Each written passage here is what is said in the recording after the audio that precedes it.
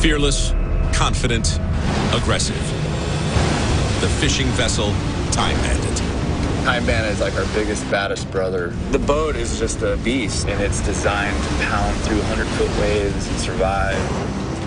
The Time Bandit's like our family crest. This boat's our soul. For 21 years, the Time Bandit has been on a quest for crab glory. I look at the Time Bandit as like a war buddy. Watch out, watch out, watch out! We've been through battle together. But decades of battling the Bering Sea We're gonna get hit by one here. You're not just thinking. have left the vessel battered and bruised. This boat has given us everything it's had for 21 years. Now we're looking like we're beat up, we're beat down, we're about ready to be like all the other boats and sink. Now, they have to rebuild their boat before the start of the next king crab season. My main goal is to bring this boat back to be in better condition than it was 21 years ago when we built this boat with her dad. Follow the hill strands race to create the Time Bandit of the future while exploring its rich and storied past.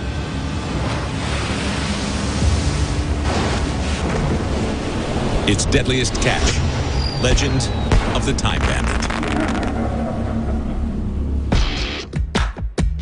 July, Kodiak, Alaska.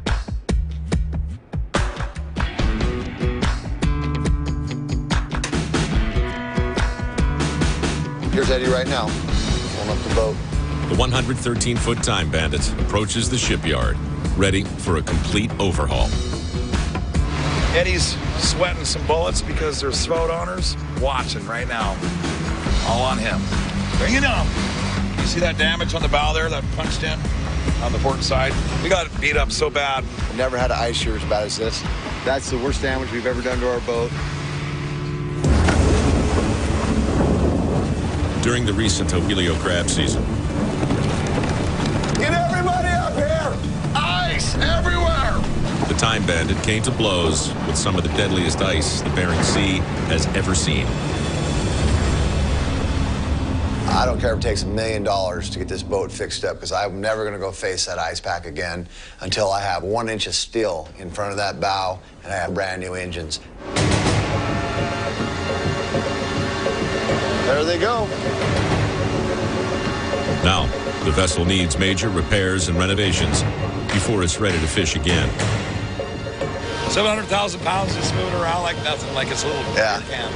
The Marine lift hoists the 300-ton vessel with ease.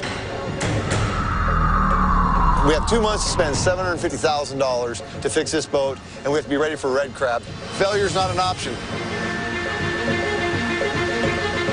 He holds my future in his hands.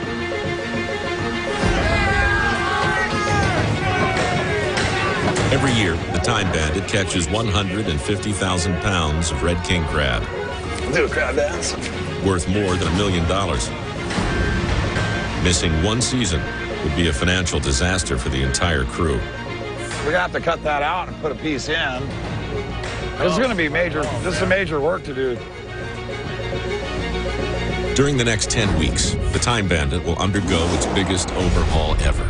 The 21-year-old engines will be ripped out and replaced with brand new $360,000 600-horsepower mains. And the quarter-inch steel bow will be plated with an additional 3/4 inches of armor called Ice Shield. This boat's given us 22 years, so right now we got to give it 2.5 months. Yep. Solid attention. Yep. Everybody's got to be here, focused. This is all that matters. We got new motors with 300 more horsepower that are going to propel us as fast as these other boats and burn 20% less fuel than we're burning now. That'd be my daughter right there, my youngest daughter, Cassie. As far as a good all-around deckhand, you're pretty good, but as far as crabbing, you're a girl. The new engines arrive in just 4 weeks, but before they can be installed, the engine room must be gutted, stripped, and repainted. To get started, basically we're getting everything out of the way on the deck here because the engines and generators are going to come up out of that doorway and sit here on deck. We are on a serious 10 weeks. Sounds like a lot of time, but it really isn't a lot of time to do all the work that we need to do. It'll be a challenge. It's like building a boat over again, but we have 2 months now. The original boat took us 9 months to build. We have 2 months. The first step in the renovations is to pull the ailing old engines out. we're getting everything set up so we can pick the motor and hold it. Slide it on trolleys, over and around the corner and up the stairs.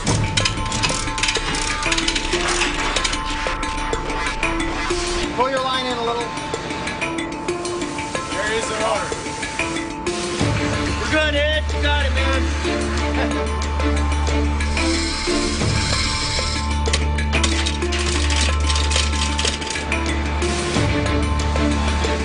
We're down. Day one, we've got 3 engines out, all the rudders off, all the shafts out. We got the bearings off, and we're looking good. We're trying to get this boat back in the shape that it was in 1991, so my old man would be proud. To understand the Time Bandit, you'd have to know my dad, and you'd have to know my family. The Hillstrand's fishing legacy began over 50 years ago with John Hillstrand Sr., the man who would come to build the Time Bandit. John was a great fisherman. Their dad really gave that legacy to them. He was always looking for the next fishery because he wanted to be salmon fishing, gill netting. It didn't matter. My dad wanted to be the master of everything. He wanted to know everything about fishing. Although he fished everything the sea had to offer, crabbing was where John Sr. thrived. He could smell the crab. Like when Phil said fart bubbles, my old man thought the same kind of stuff. He lived to catch crab. Like, he was like a hunter, man. He would like zero in on those crab, find them right on that certain edge, and he would just load every pot. On the high seas, John Sr. was considered a crabbing legend. But at home, he was more of a hero. My dad had 5 boys. 5 boys all within a very short time span. You have a whole squad of hellions. He would bring in the crab, the whole boatload, and the boys would run down when they saw him coming in. I think when you're that young, you know, you want to be with your dad. Too young to fish with Dad, the boys did the next best thing, taking turns at the helm of a shipwrecked vessel, appropriately called the Try Again. We play on that thing like we were pirates, man. And they would steal my garbage can lids for shields and get driftwood sticks for swords. My dad would literally drive his boat right out past the Homer Spit, and we'd be like looking out the wheelhouse of the Try Again and pretending like we were our dad. I mean, we just wanted to be fishermen so bad. We could taste it. There was a picture of me and my dad in the galley of the Invader. And I'm asking him, can I please go help pitch crab? But they were pitching crab in the tank, offloading, and I wanted to go down and help, and he said no. You can see the picture. It meant the whole world to me to be one of those guys. I just wanted to be one of those guys. I want to go fishing with my dad. You're like, damn, it ain't right, man. And that's how you'd feel when they go out fishing and they say, can I go, Dad? Can I go, Dad? No, you can't go. Yes, I'm right. You're not big enough yet, so it's kind of what it felt like, huh? Yeah. My dad used to sail off into the sunset like a cowboy at the end of a movie and leave us behind.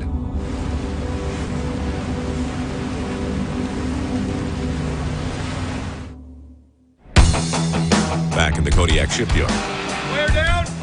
the crew continues to prep the ship for its new motors, scheduled to arrive in just 21 days. The engine room is completely gutted. There is no engines, no generators, nothing. And my voice is echoing in this engine room, and it's really, really weird. After 7 days of gutting and removing the engines, they're ready for phase 2 in the engine room remodel. What we're doing is we're cutting the side of the boat out on both sides so I can sandblast in here and paint everything.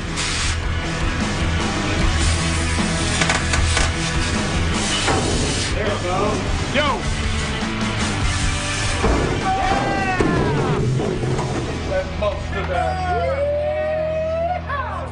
Suiting up.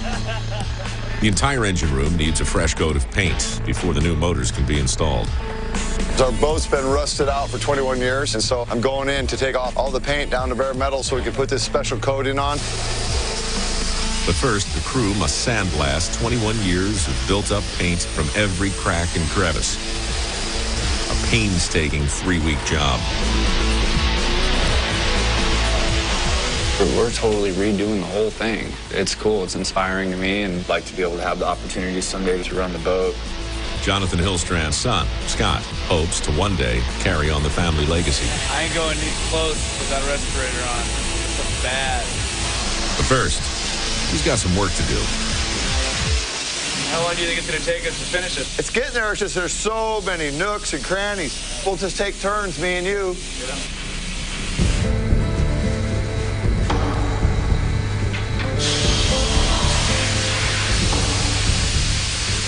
After 15 days, 700 square feet of the engine room have been sandblasted, leaving 200 more to go.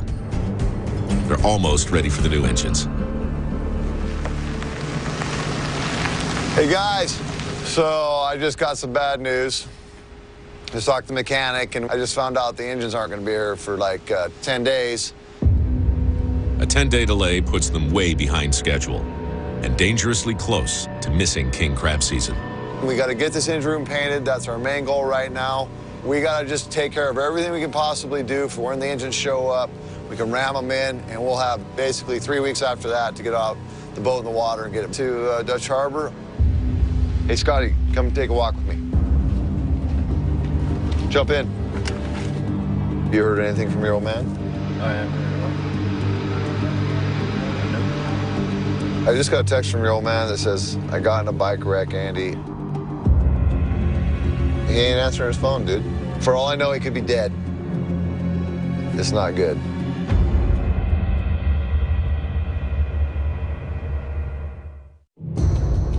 In Kodiak, Alaska, the Time Bandit is 3.5 weeks into a massive overhaul. But work is at a standstill after Jonathan Hillstrand's untimely motorcycle accident. And there's practitioner here. I think you okay? Yeah. Hi, John.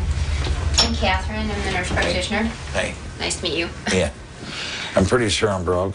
You know, you broke your ribs a few months ago, it looks like. Yeah, three months ago. But what looks like happened is that these ribs were refractured. This one's broken, and this is broken right here. I can see that break right there. So I don't have any choice. I got to get my boat ready, so I have to let them heal the way they are. So I'll have to come in and have you guys check me in a couple of months. Yeah. The other thing that will be important is it looks like your lungs have some smoke. Yeah, no smoking. No smoking. Yeah. Okay, I won't let you down.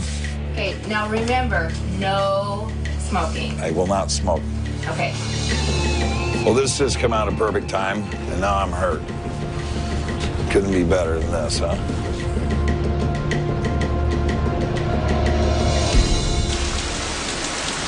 Back at the boat, no one has heard from Jonathan since the accident. I'll have this whole thing painted, and it'll be sitting here waiting for engines.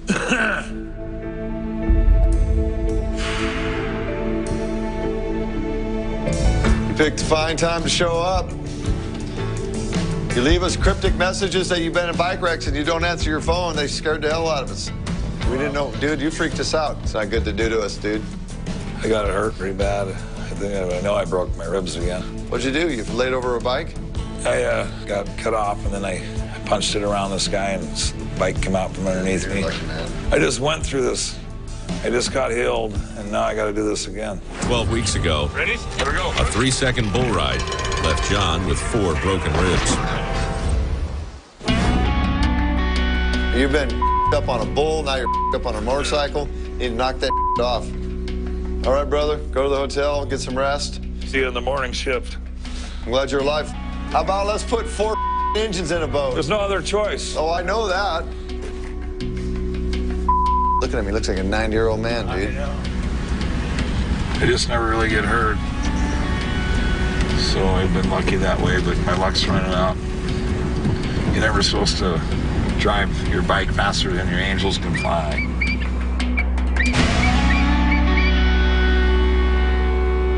Jonathan Hillstrand and his brothers have survived a few bumps in the road. One of the most devastating came in the summer of 1973.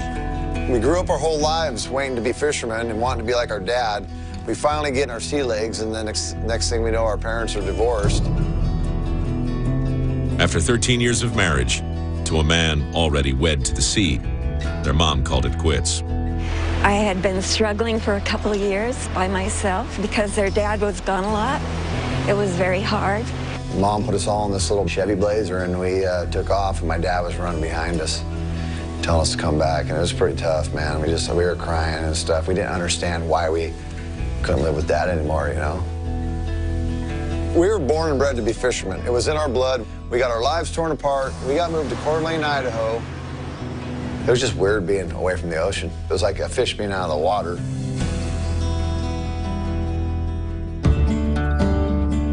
The boys adapted to a life in Idaho, but the Bering Sea was calling. I think being away from the ocean made me want to come back and be a fisherman more.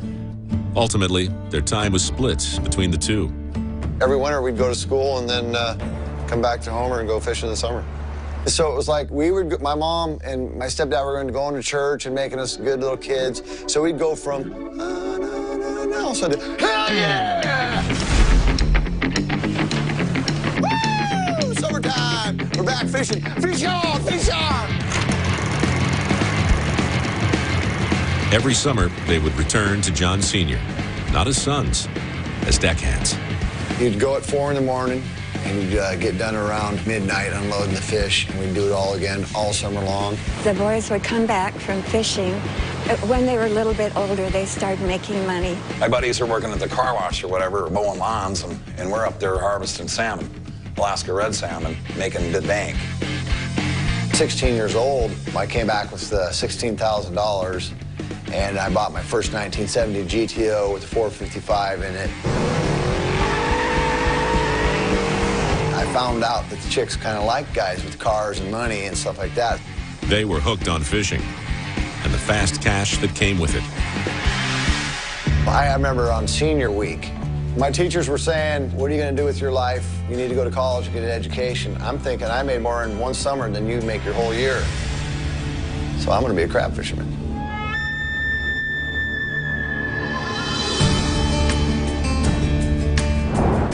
After high school, all 5 brothers were back in Alaska, fishing full-time for John Sr., but it wasn't easy. My dad was a Highliner, made a lot of money, he paid well, but he was a screamer. There's a lot of people that worked for my dad, and he'd fire the hell out of them. He was the supreme leader and the boss. If he didn't like the way you breathed, you're gone. There was so many guys, he went through like 23 guys one summer. He fired us too when we were kids. He was like, you're fired! Never was really a buddy with him or talked to him. And I was scared to ask him a question because he'd think it was stupid or something. But anyway, and I was scared of him. Sadly for Jonathan, he was named after my dad. So my dad expected more out of John, because that's my name, John Hillstrand and Jonathan Hillstrand. And I couldn't work with that. And so I left first. And it was almost like he tried to bottle up a tornado of 5 boys, 5 tornadoes in a bottle, and I'm going to keep them here. It didn't work. One by one, the Hillstrand brothers moved on with their fishing careers, leaving John Sr. in their wake.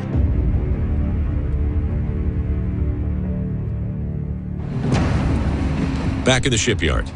Get your ass in there and paint that engine room. The Time Bandit's engine room is ready for Phase 3 of the overhaul. Getting out of the way of the painter, man. I don't want to get painted.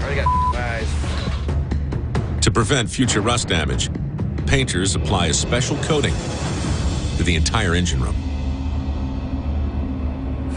Do this fancy bed liner, not regular paint, like the bed line of a truck. From everything I hear, it's just amazing. After 4 days, the application is complete.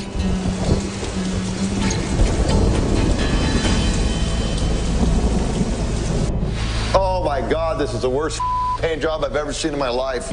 But the new paint job came with an unexpected price. This is atrocious. The contractor that Andy hired for the engine room's specialty paint job fell short of the task. I spent 3.5 weeks doing the most beautiful job sandblasting an engine room you've ever seen, and I walked in my engine room, and it's the worst engine room paint job I've ever seen in my life. This guy's gonna show up to my boat and try to look me in the eye and tell me that he did a good job on this boat. I might punch him in the face. Help myself. Let's go. It's just covering the steel. It's not adhered to the steel. It's not stuck to the steel. It's just like a rubber coating. So it's going to rust the whole thing. So we got to pull it all off. The late motors arrive tomorrow, but can't be installed until every inch of the engine room is restripped and repainted. I can't put into words how screwed I am right now. I don't know if we're going to make the season. And if I'm sitting here when the gun goes off, you have to put me in the mental hospital.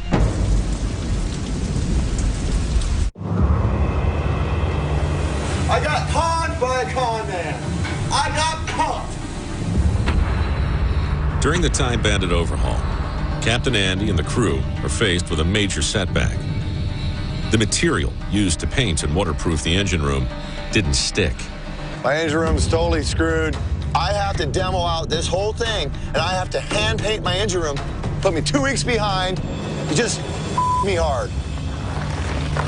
The new $360,000 motors have finally arrived. But they will sit collecting dust until the engine room is stripped and resealed. We're planning on pulling every last piece out of this engine room.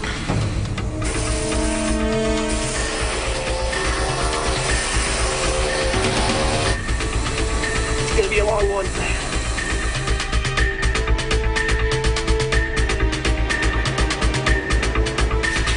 We got the 2 main engine bays scrapped out where we can paint them with primer. Then come tomorrow morning, we can paint with white paint. And then we're ready to set the mains inside of there. They'll strand out.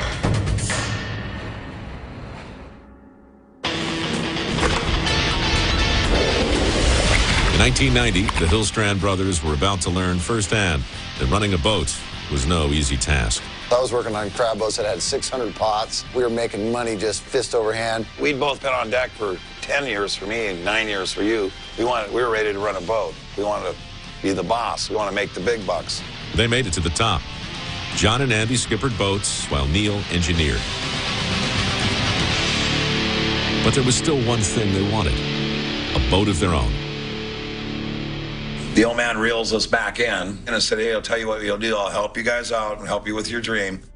John Sr. made his sons an offer they could not refuse. He told us, I'm going to build this boat. I'm not going to give you anything when I die. But right now, I'll build this boat, I'll sell it to you, and this will be your family heritage, your legacy. But it was going to be our boat, the kids, and we were going to pay the old man back. So we all uproot ourselves, and we go down to Coos Bay, Oregon, and we start building this boat.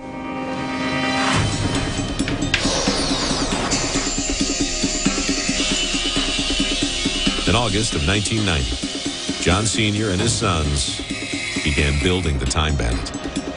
We'd get up at 6 o'clock, 6 to 7 in the morning, head down to the shipyard. We'd work all day long on the boat, go to sleep, get up the next day, do it again. You can only go to the shipyard for so long before you start losing your mind. But the back-breaking work would be worth the reward, or so they thought. So after 7.5 months of building the boat, he says, I'm not going to give you the boat, and the rug gets pulled out from underneath our feet. He says, you know what? You're not ready to run a boat, and this isn't your boat. And I said, excuse me, you know, this is the last straw. We're putting blood, sweat, and tear into this boat, and then I'm basically told I'm not getting the boat, screw you. So the next thing I know, I got my dad by the scruff. We're both about ready to go to blows, and I just stopped and I said, that's it, I'm done with my dad, I'm done, I'll never work on this boat again.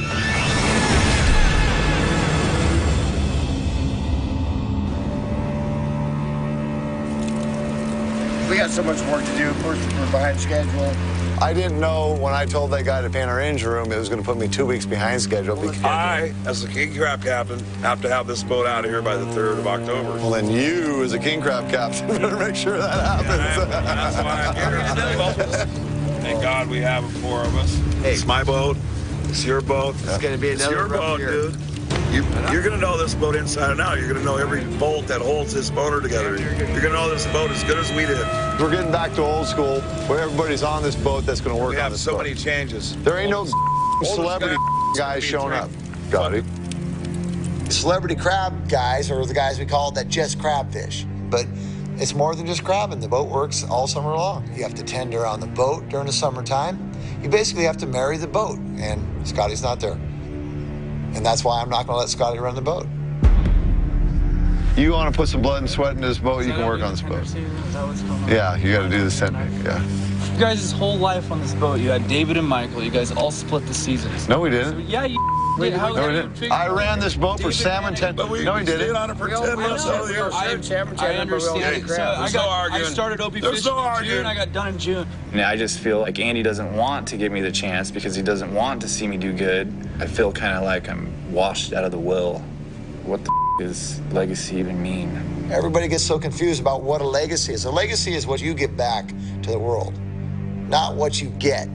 Scotty's not getting the boat. You think I'm proud of you? You think I'm proud of you?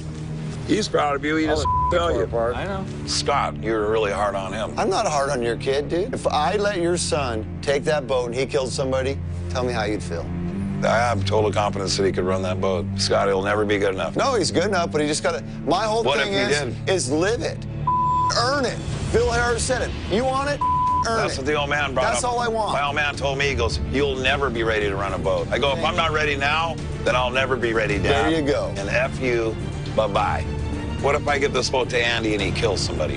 What if I give this boat to John, just like you just said about Scotty? Yeah. So you're never going to get the boat, Scotty. You. Not when I'm alive. So maybe the old man was a lot like Andy.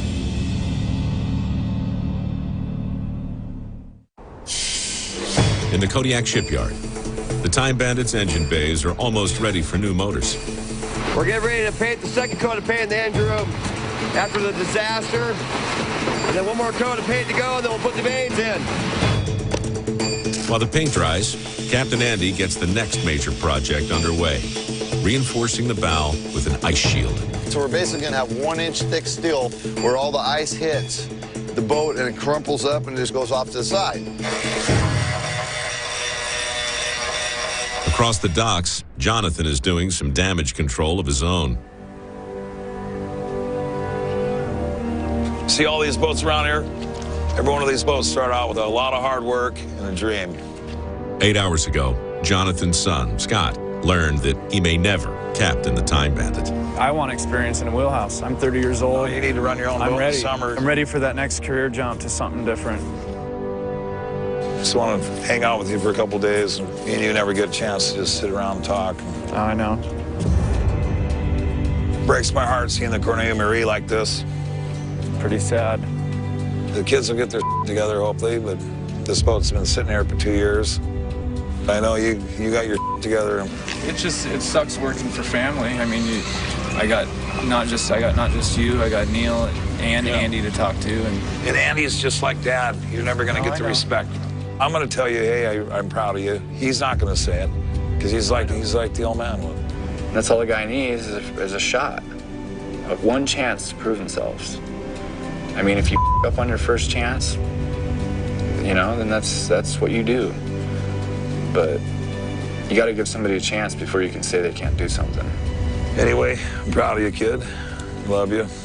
And I can't wait to see you and my grandson out there fishing together. It's my son. I care. I want my son to have the values that I have and hard work ethic, and he does, and I'm happy. Nothing to make me more proud than if you passed on my fishing legacy to your son Sawyer. I know. I'll be your deckhand, man. I'll come work for your ass. I'll be the hydro guy.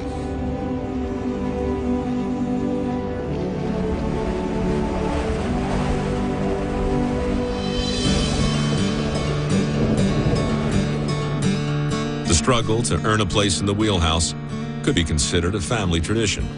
So after 7.5 months of building the boat, he says, I'm not going to give you the boat, and the rug gets pulled out from underneath our feet. I had this big blowout fight with my dad, and I go, be a man of your word. You told us you can't stand a thief or a liar. I go, and you got to be a man of your word. Sell us the boat. That's when we became men in his eyes. That's when we stood up to him. This is a big thing. That's what I think he was waiting for. He goes, okay, fine, I'll sell you the boat. You're going to lose it in the first year. 5 of you guys are a bunch of ups anyways. John Sr. agreed to sell his sons the boat for $1.6 million. He said, you're not going to make it. You're not going to be able to make your payments to the bank, and I'm going to have it back anyway. So we had one chance to prove him wrong. And that was king crab season 1991. comes now. The Time Bandit finally launched from the Coos Bay, Oregon shipyard on May 30th, 1991.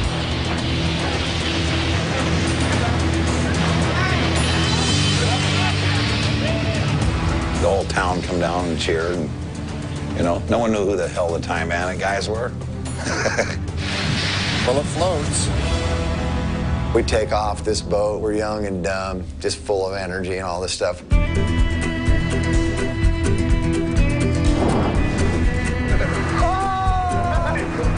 The brothers finally had a boat, but without a big payday, it wouldn't be theirs for long. We had to beg, steal, and borrow to get money for fuel to have our first king crab season. If we're not successful, we don't catch crab, we lose that boat. The old man takes it back. We're losers. So I'm sweating bullets. I'm on the deckhand crew. Jonathan's the captain of the boat. We get out there. I see 90 boats and on a 6-mile radar. I go, I'm going down on deck, John. I'll see you later. Jonathan found himself at the helm during the height of the derby days of king crab fishing. We got 168 pots to set. And I don't know how far to set gear apart or nothing. I'm going, Andy, get up here. And he says, no. So I'm trying to survive on deck being a deckhand. I get all the gear off the boat, thank God. We take like a 12-hour sabbatical and come back. After a restless night at sea, the moment of truth arrived. He gets me up and he goes, hey, dude, we just got to check a couple pots.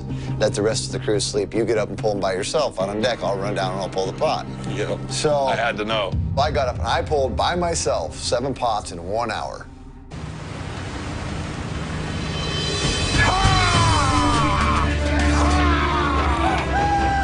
Good God, we were on the mother lode. We landed on the mother lode and we didn't even know it. Right in the middle of Crab City, man. Right in the middle of 90 boats. The old man, he couldn't hate on us because we made like $250,000. He was happy. He actually went, those are mine. Look at those boys. What a kick in the pants, man. He was happy. Made $1 million that year. He said, you'll never make $1 million in your life. And so we proved him wrong. And he said that just to make us prove him wrong. So when you think my daddy gave me everything, my daddy gave me hard work and ethic. My daddy didn't give me no boat. But he gave me the chance, and it's what I did with that chance is what matters. And that's when the work began, and it hasn't stopped for 22 years. Back in Kodiak. It's go time. Time to put the engine in. The brothers worked to keep the Time Bandit legacy afloat. Eddie, Neil, all hands on deck. After days of scraping, the botched paint job is fixed, and the engine room is ready for its new mains. Multi's engine's got to go in today. It's go time now or never. The main thing I got going right now is I got to get my engines in the boat where Bob can start doing it. We close up these holes. We get everything going back together. That's the main thing. We have $80,000 hanging in the air right now. And we're about ready to shove it in the side of the boat.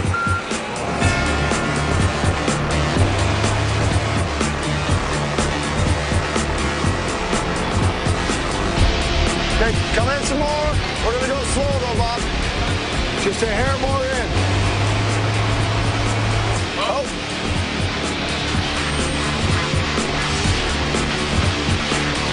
We get this engine in, we got all of our engines in the boat.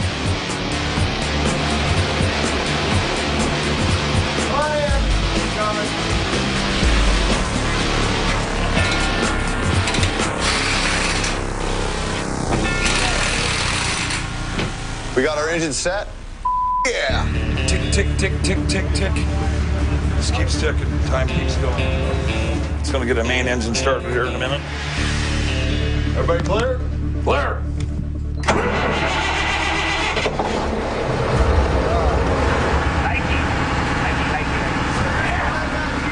Now it's time to put the boat back together. Get back to work. 21 years, we've never missed a king crab season, and we're not going to start now. No. That's good.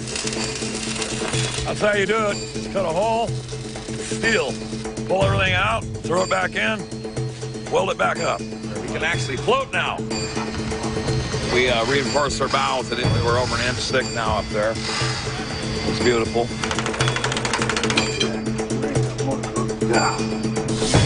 So, status.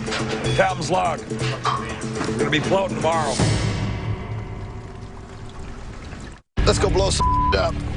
Hillstrand's been blowing things up all the way dated back to Grandpa Earl, and that's where we got that bug from. We sell these at the store. Hey, get ready to run! Run, run, run! Oh, God!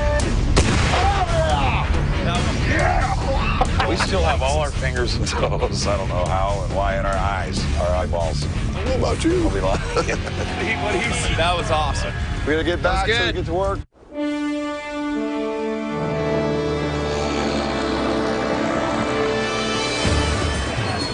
At the Kodiak shipyard.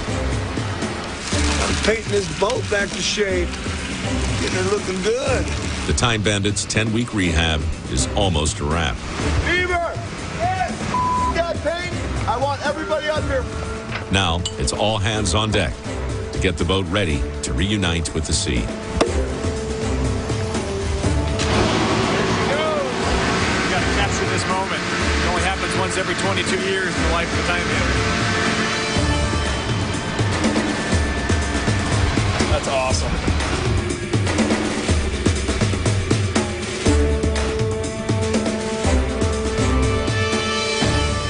Gonna shed a tear. We're gonna go take a boat ride. Here we go. Check, check, check. Start engine.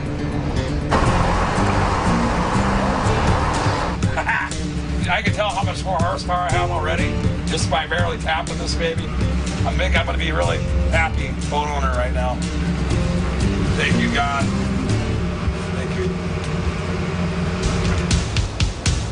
Over 2 decades ago, the Hillstrands bought the Time Bandit from their father and joined the ranks on the Bering Sea. There was 5 brothers involved back then. So we bought our brother Michael out. He became a doctor. My brother Dave, he's one of the head maintenance guys on the North Slope for oil. With 3 remaining brothers on board, the Time Bandit continued to thrive. Those are the happiest times of my life, man. I had my own boat, my own crew, my brothers. We got Neil on the refrigerator. I had Neil and Andy, man. We're making it work, man. We went into a year, and then turned into 2 years, and then 3 years, and then we had money to buy our own gear. I was married to that boat. The Time Bandit. What are you gonna say, son? Despite the boys' success in the eyes of the fleet, there was still one man that yearned to impress. That was my old man. No one was ever good enough for him. There was some big shoes to fill. But in 2002, that chance began to slip away. My old man said I got to go in the hospital. They're going to scope my lungs because I'm having pneumonia or something like that. John had a pneumonia, and he was in the hospital here, and they were talking about having to put him on a ventilator because he wasn't breathing well. And I'm like, whoa, you know, and I go in there, and there's my dad laying there on a breathing machine, just like my grandma was when I saw her die. And I was like, oh, this is not good. The boys were there, and they wanted him medevac to Anchorage, so I dispatched a medevac down to pick him up, and they brought him to Anchorage. And he didn't survive.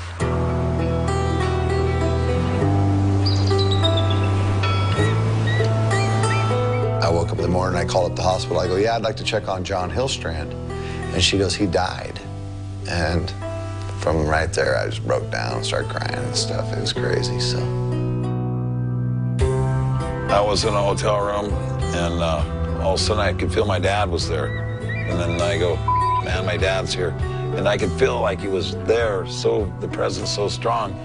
And I called Andy up, and he goes, Dad just died. And I went, he was just here. I seen him 2 days earlier. He was doing great. The sun was shining, and he was behind his property on the spit, and I said, I love you. And he told me he loved me, and told me he was proud of me. And then 2 days later, he's gone. I wish I had more time with my dad. It's the only thing I wish. You know, the only thing I regret is I wish I had more time. my dad.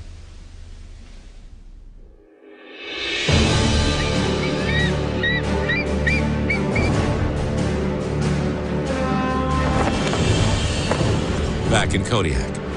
Go ahead and cut loose. Cut her loose! Yeah! John Sr.'s legacy lives on as the Time Bandit launches for its 22nd king crab season.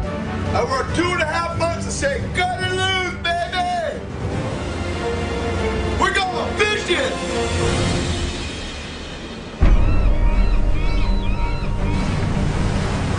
We're getting out of the shipyard and we are going to celebrate! Say hello to my little friends. That's a lot of fireworks. You think? The old man always liked explosions. Right, Beef, hit him up!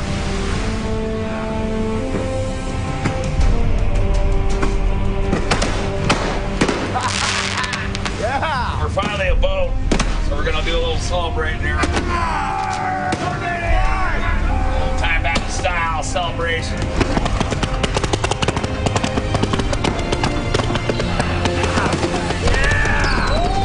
I think right now, what we're doing, my dad would go, taught them kids good, you know?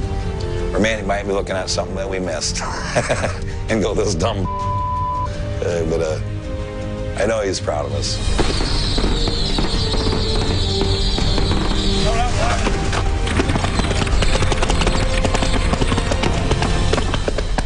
Me and the brothers have come a long way.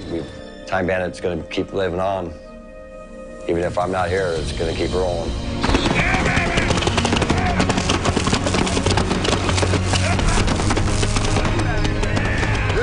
I think my dad lives on in our boat, the Time Bandit, because every bolt on our boat we touched with the old man being around, he was there. That's my dad's gift to us. He lived and breathed it. So that's my dad right there.